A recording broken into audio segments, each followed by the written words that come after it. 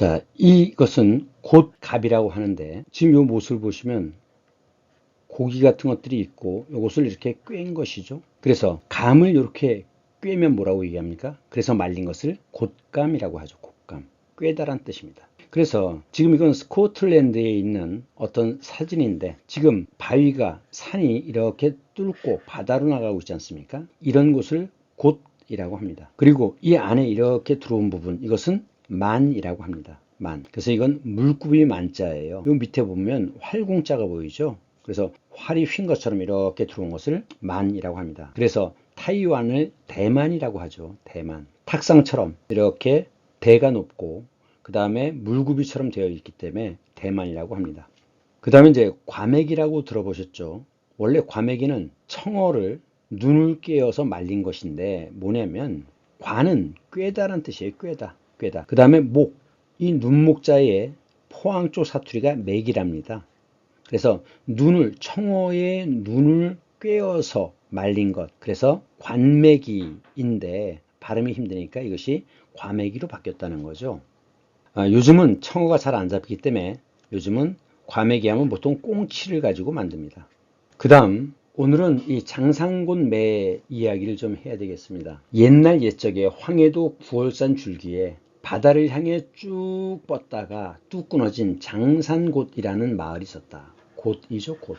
산맥과 바다가 맞부딪히는 곳이라 맛은 마주입니다. 마주를 줄인 거예요. 마주 부딪히는 곳이라 물살이 드세고 땅의 기운이 센 곳이었다. 기가 센 곳입니다. 땅의 기운이 하도 드세서 약한 것들은 살아남지 못했는데 그곳에 낙낙장송이 커다란 나무에 가지가 척척 늘어진 그런 소나무를 낙낙장송이라고 하죠. 숲이 있는데 그 숲에는 가난한 사람들 위해 일하다가 나쁜 놈들에게 쫓기는 사람들, 그러니까 의적이라든가 이런 사람들이죠. 들어가곤 했다. 왜냐? 나쁜 놈들이 칼을 들고 들어가면 칼이 녹이 슬어버렸다는 이야기가 있는데 그것은 그 숲에 장산곶매의 전기가 서려있기 때문이라고 합니다. 이 숲속에 날짐승 중에 으뜸이라고 쓰는 매가 살았는데 그 으뜸인 장수매를 일컬어 장산곶매라고 불렀다는 거죠. 근데 이놈은 주변에 토끼라든가 이런 약한 동물은 괴롭히지 않고 잡아먹지 않고 1년에 먹이 사냥을 딱 2번 나가는데 어디로 가느냐? 대륙으로, 즉 중국으로 사냥을 나가는 겁니다. 그래서 떠나기 전날 밤에는 불이지를 해서 자기 둥지를 부수어낸다. 그러니까 마지막 퇴로를 불사른다는 거죠. 왜냐? 사냥을 나선다는 것은 대륙에 사는 곰, 호랑이 이런 무서운 힘센 동물들과 싸우는 것이기 때문에 생명을 거는 혼신의 싸움을 해야 되기 때문에 정신적 상황을 점검했다는 거죠. 그래서 장산곶 사람들은 장산곶매가 부리지를 딱딱 시작하면 마음을 조이다가 혹시 장산곶매에게 무슨 일이 생기는 게 아닐까 하고 마음을 조이다가 사냥을 떠나면 그 순간 봉화를 울리고 춤을 추며 기뻐했다. 그래서 중학교 음악 시간에 배운 노래 있죠. 몽금포 타령. 장산곶 마루에 소리 나더니 금일도 상봉에 입만나 보겠네. 이런 노래 중학교 때 음악 시간에 배웠을 겁니다. 그곳이 바로 장산곶이고 마루는 가장 높은 곳이죠. 해마루, 용마루 가장 높은 곳입니다. 산마루 높은 곳이에요. 그런데 하루는 큰 대륙에서 중국에서 큰 날개를 가진 독수리가 쳐들어왔죠. 그래서 쑥밭으로 만들었어요. 쑥밭은 뭐냐면 쑥은 약쑥이 있고 그 다음에 먹는 쑥이 있는데 약쑥은 쑥이 위로 쭉 자라요. 줄기가 약합니다. 그래서 강풍이 불면 쑥대가 다 꺾어져요. 그래가지고 완전히 엉클어지죠. 그런 것을 쑥대밭이 되었다라고 얘기하는 겁니다. 그래서 송아지도 아기도 농사도 망쳐버리고 사람들이 다치고 죽는 거죠. 그래서 울고 있는데 그때 장산곶매가 날아오르는 거죠. 그러면 이제 동네 사람들은 징도 치고 꽹가루도 쳐요. 장산곶매 힘을 내라고 응원을 했죠. 근데 독수리는 얼마나 큰지 회오리가 일어날 지경이었어요. 장산곶매는 몸은 작지만 작은 고추가 맵다고 하죠. 싸움은 밤새 계속되었죠. 그래갖고 우리나라 사람들은 원래 흰 옷을 즐겨 입었죠. 옷에 장수매의 붉은 피가 뚝뚝 떨어지는 거죠. 그래갖고 그 장산곶매랑 독수리가 싸우고 있는 거예요. 장산곶매는 용감히 싸웠죠. 그래가지고 가슴팍으로 파고 들어가 날개 쭉지를 쪼아버렸죠. 날개가 부러지면 날지를 못하죠. 그러니까 이제 그놈은 독수리는 힘을 못 쓰고 곤두박질을 치고 말았어요. 그래서 이제 장상곤매가 낙낙장송 위에 쉬고 있을 때 피냄새를 맡은 큰 구렁이가 나타났죠. 그리고서 그 나무를 감고 기어 올라가기 시작했어요. 그래갖고 이제 걱정이 되는 마을 사람들은 장상곤매더러 날아오르라고 소리를 지르고 꽹을 쳐댔지만 너무 피곤한 힘든 장상곤매는 졸고만 있었죠. 그런데 장상곤매는 어릴 때 마을을 지키는 새라고 해갖고 발목에다 끈을 묶고 거기다 이름을 새겼죠. 그걸 뭐라고 합니까? 시침이라고 하죠. 시침이. 그래서 이제 남의 것을, 남의 매를 훔쳐다가 자기 이름을 다는 거, 이런 걸 뭐라고 그래요? 시치미를 떼다 라고 하는 거죠. 모른 척 하는 거. 표시를 해놨는데 이게 문제죠. 그 줄이, 이름을 새긴 그 줄이 나무까지 걸렸어요. 그래서 구렁이가 이렇게 기어 올라오면 도망가면 되는데, 날아오르면 되는데 줄이 나무까지 걸려갖고 날아 올라갈 수가 없는 거죠. 그래갖고 구렁이가 막 덤비는 순간에 한쪽 발로 구렁이의 눈을 공격하고 부리로 대가리통을 쪼아버렸죠. 그래서 이제 마을 사람들이 기뻐하며 함성을 치는 순간 장상곤매는 그 끈을 끊고 힘차게 날아올랐다. 그때 동편 하늘이 붉게 물들기 시작하며 마을에는 어둠이 걷히기 시작하였다. 어둠이 걷히기 시작했다는 이야기는 밝음이 온다, 즉 희망과 행복이 온다는 뜻이겠죠. 이 이야기는 백기환 선생님이 구술한 것을 풍쇠할매라고 하는 분이 정리해 놓은 것 같은데 40여 년 전에 제가 그 백기환 선생님 강연을 들었을 때는 그때는 좀 마무리 부분이 좀 달랐습니다. 중요한 건 이제 민담이라고 하는 것은 구술자에 따라서 내용이 변하는 거죠. 그런데 이제 그 백기환 선생님의 말씀에는 뭐였냐면 장상곤매는 이제 기운이 다해서 죽을 때까지 싸웠는데 원래 장수매는 호랑이, 곰처럼 아주 무시무시한 동물들과만 싸웠지 토끼 같은 작은 짐승은 사냥하지 않았다는 겁니다. 그렇다면 이건 이제 민담도 역시 비유가 되어 있는 거죠. 그러면 토끼 같은 약한 동물은 누구를 의미합니까? 백성을 의미하죠. 그럼 독수리는 중국의 수나라 당나라 때 고구려를 쳐들어왔죠. 이런 외적을 의미하죠. 그럼 큰 구렁이는 무엇을 의미하는 거냐? 이거는 탐관오리와 양반을 의미하는 거라고 볼 수 있습니다. 실제로 동학농민전쟁 때도 동학농민전쟁은 반봉건 반외세를 외쳤죠. 그때도 양반과 지주들은 민보단이라는 걸 만들어서 동학농민들을 공격했습니다. 그 고려 말에 몽골이 침입했을 때도 그 처인구에 있는 토후들, 고려 말이니까 양반제도라는 게, 반상제도라는 게 그렇게 뚜렷하지는 않았겠지만, 그러니까 고려 때는 보통 토후라고 합니다. 처인구에, 용인 처인구의 토후들, 그리고 노비들과 함께 별동대를 조직했어요. 외적을 물리쳐야 된다. 그랬는데 막상 몽골군이 몰려오니까 호족들은, 세력가들은 전부 도망가 버리고 결국 노비들만 남아서 죽을 힘을 다해서 싸워가지고 겨우 몽골을 물리쳤습니다. 그랬더니 이제 돌아온 호족들은 너무너무 창피하겠죠. 그러니까 은그릇을 훔쳤다고 노비를 처형했어요.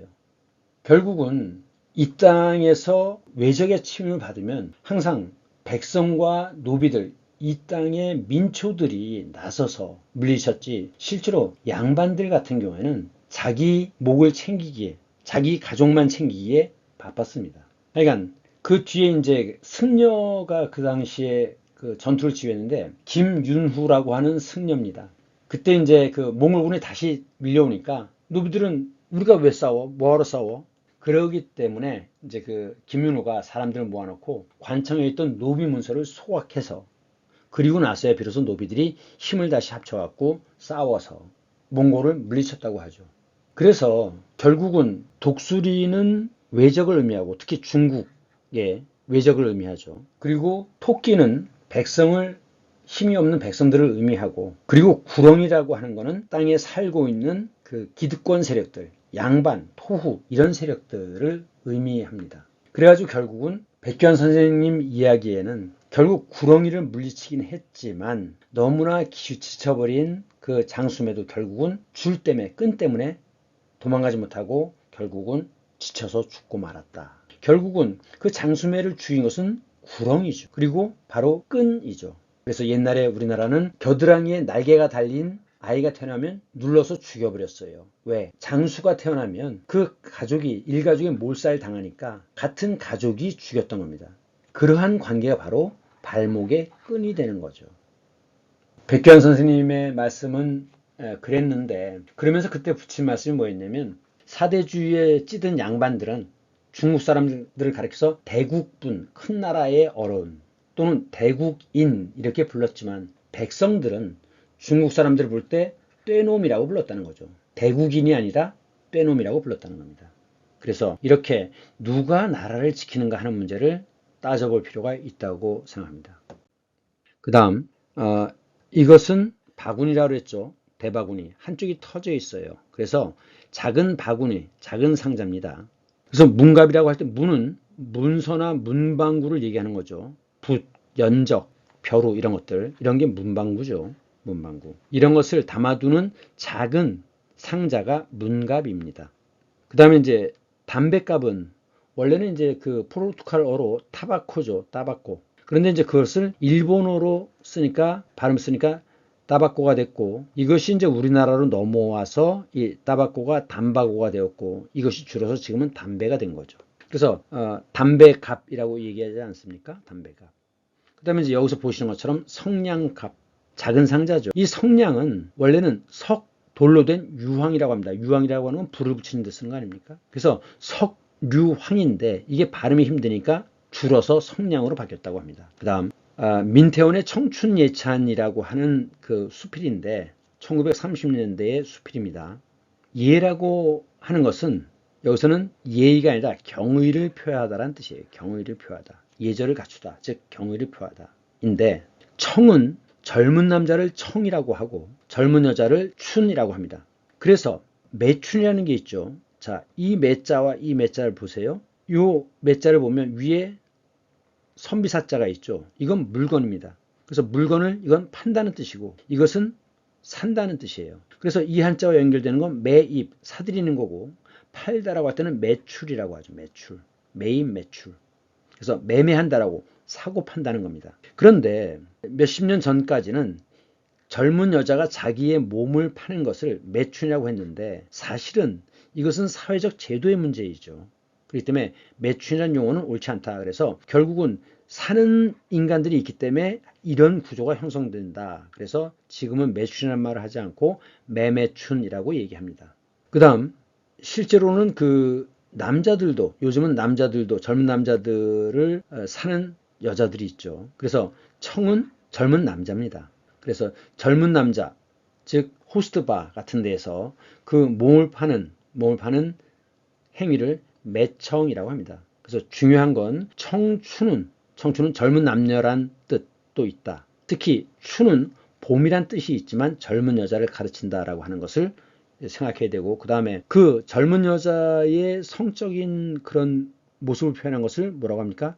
춘화라고 하죠. 춘화. 예, 젊은 여자를 가리키는 겁니다. 그 다음에 청운의 꿈을 품고 청은 젊은 남자예요. 젊은 남자. 그래서 이제 그 민태원의 청춘예찬에 보면 이성은 예리하나 갑 속에 든 칼이다 이런 표현이 있어요. 갑, 작은 상자죠. 작은 상자. 그 다음에 수갑. 사실은 이거는 작은 상자는 아니죠. 근데 이제 묶어두는 곳으로 손을 저장해 두는 곳으로 의미를 갖고 있다고 생각해서 수갑이란 말을 씁니다. 은팔찌. 그 다음에 이것은 문자가 들어갔죠. 그래서 이건 수문입니다. 수문 갑자예요. 그래서 이제 인천 항도 보면 자 저쪽이 육지고 이쪽이 바다면 육지의 이 안쪽의 높이와 이쪽의 높이가 다르죠. 그래서 이제 여기다 물을 채워서 높낮이 차이가 있기 때문에 물을 채워갖고 옮기는 겁니다. 그래서 예를 들면 이쪽에서 일로 나올 때 물을 채워요. 채운 다음에 배를 띄우고 그 다음에는 요 높이와 요 높이를 같은 높이로 수평을 만든 다음에 이 관문을 이렇게 치웁니다. 그러면 이 배가 바깥으로 나갈 수가 있죠. 이런 것이 관문이에요. 이런 것을 관문식 운하라고 합니다.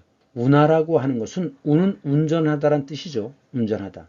그래서 육지를 파서 만든 물길을 운하라고 합니다. 다음 수위, 물의 높이로 고저, 높고 낮음을 조절하는데 요게 들어가면 다 저라고 있습니다. 왼쪽에 사람인이 들어갔어요. 그래서 사람의 키를 비교하는 겁니다. 그래서 높고 낮음, 그래서 고저라고 합니다. 그럼 한자어 사전 퀴즈를 시작하겠습니다. 1번의 정답은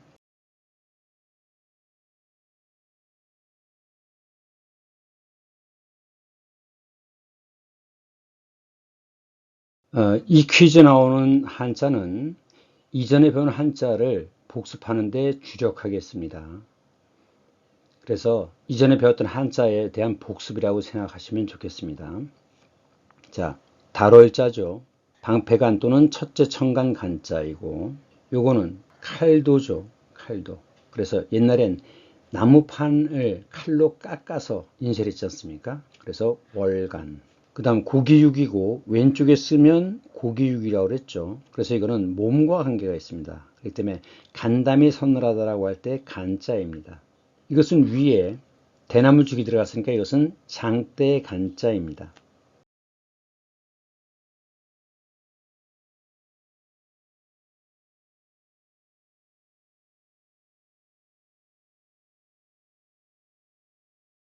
정답은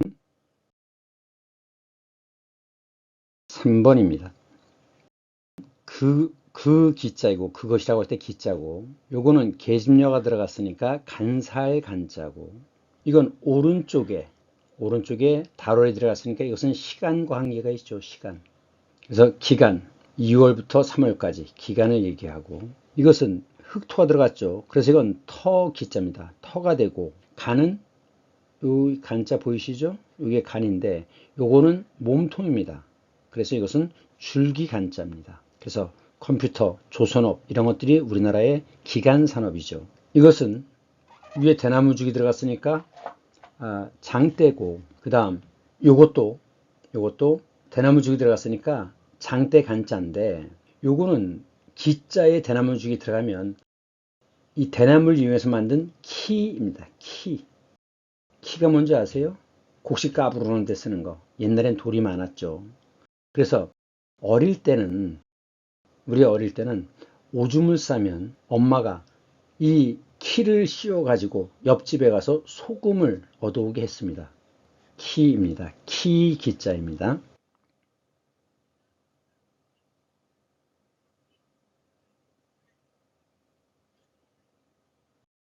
정답은 2번입니다. 사이간자죠. 이것은 홑 단자입니다. 홑이라는 건 하나란 뜻이죠. 홑바지, 홑이불.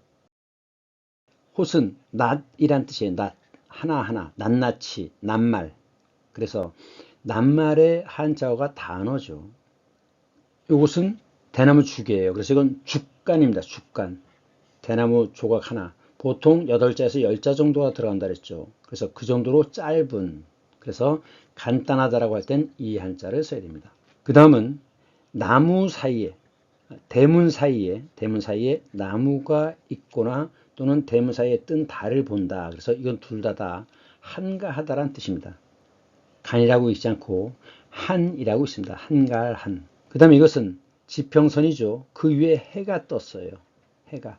그래서 이건 아침 단자입니다. 아침단. 그래서 1월 1일 아침을 뭐라고 합니까? 원단이라고 합니다. 원단. 아침에 가장 근문이 되는 것. 그런데 여기 왼쪽에 사람이 들어가면 다만이란 뜻이에요. 다만. 단지 나는 너를 좋아할 뿐이야. 그때 단입니다. 다만.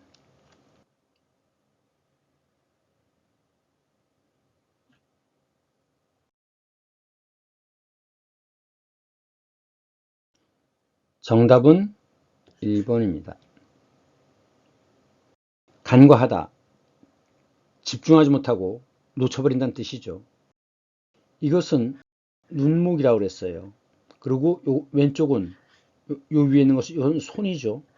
그래서 멀리 있는 것을 바라볼 때 손을 얹고 멀리 보죠. 그래서 이것은 살필 간자인데, 주의해야 될 것은 이렇게 쓴 것. 이것도 역시 눈 위에 손을 얹은 모습인데 이것은 붙을 착자입니다. 그래서 착륙, 접착제라고 할 때 쓰는 거예요. 집착한다라고 할 때 붙는다는 뜻이죠. 그 다음에 이것은 왼쪽에 들어가면 이것은 걸음과 관계가 있습니다. 그래서 걸어서 지나간 거예요. 그래서 흘러갔다는 뜻이죠. 과거라고 할 때. 지나치다라는 뜻입니다.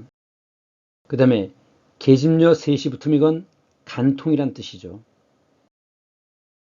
그 다음에 이것은 방패고, 관은 이것은 창과자입니다. 창과. 그래서 방패와 창, 이것이 간과입니다. 물론 실제로 이런 낱말들은 쓰이는 낱말들이 아니에요. 여러분들에게 한자의 뜻을 알려주기 위해서 동원한 글자입니다. 실제로 이런 낱말들은 존재하지 않습니다. 그 다음에 이것은 간인데, 간. 이것은 말로 윗사람에게 잘못된 일을 지적하고 고칠 것을 청하는 것입니다. 그것을 간언이라고 하고, 그러한 벼슬아치들을 간관이라고 하죠. 간관. 간관.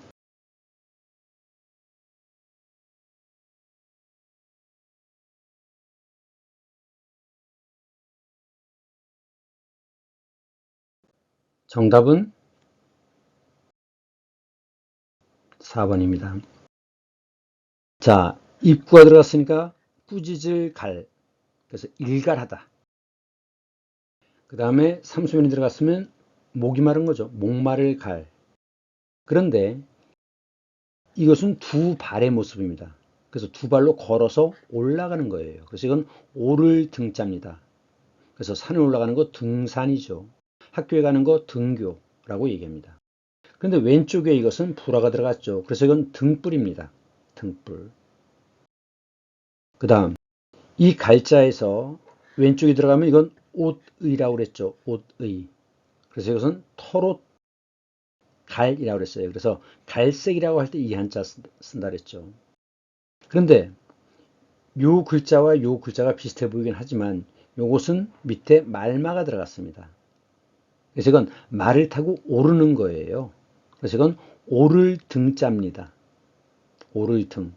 그래서 젊은 나이에 과거에 오르는 것을, 과거에 합격하는 것을 소년 등과라고 합니다. 등과. 오를 등자예요. 또는 물가가 급등했다. 가파르게 오른다라고 할 때는 앙등이란 말을 씁니다. 앙등. 그 다음에 이것은 둘 다 풀초가 들어갔으니까 사실 칡을 풀이라고 볼 수는 없지만 하여간 풀처럼 이렇게 엉키는 성질이 있어서 오이나 수세미처럼 엉키는 성질이 있어서 풀초를 썼다고 생각됩니다. 그래서 이것은 칡갈. 이것은 등나무 등자입니다. 요건 등이라고 읽습니다.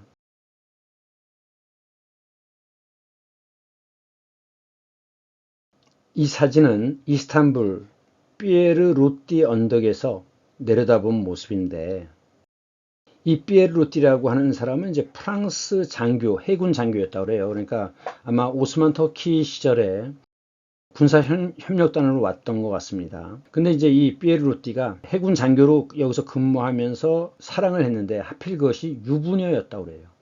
그 이제 다시 프랑스 돌아갔다 제대해서 소설가가 되어서 다시 이 이스탄불 돌아왔는데 그 사귀던 여자는 유부녀였다고 합니다. 남편이 있는 여자죠. 근데 이슬람교에서는 그 가족의 명예를 더럽혔을 경우에는 살인을 하지 않습니까? 그래서 그 여인은 외간 남자와 사귀었다고 해서 명예살인을 당했다고 합니다. 그래서 이제 그 피에르 로띠와 유부녀가 만나던 그 언덕에 피에르 로띠라는 이름을 붙였다고 해요. 그런데 지금 여기서 보면 이 다리가 이게 갈라타 다리입니다. 그리고 여기에 갈라타 타워가 있어요. 그리고 이렇게 왼쪽으로 구부러지면서 이 오른쪽이 아야소피아, 블루모스크, 토카프 궁전 이런 것들이 밀집되어 있는 지역이고 요 입구 이게 이제 보스포러스 해협이 시작되는 곳인데 이 안쪽으로 소의 뿔처럼 이렇게 구불구불하게 되어 있다 그래서 여기를 골든 혼이라고 합니다. 골든 혼. 혼은 뿔이란 뜻이죠. 그리고 이 왼쪽은 신시가지 쪽입니다. 자, 수고하셨습니다.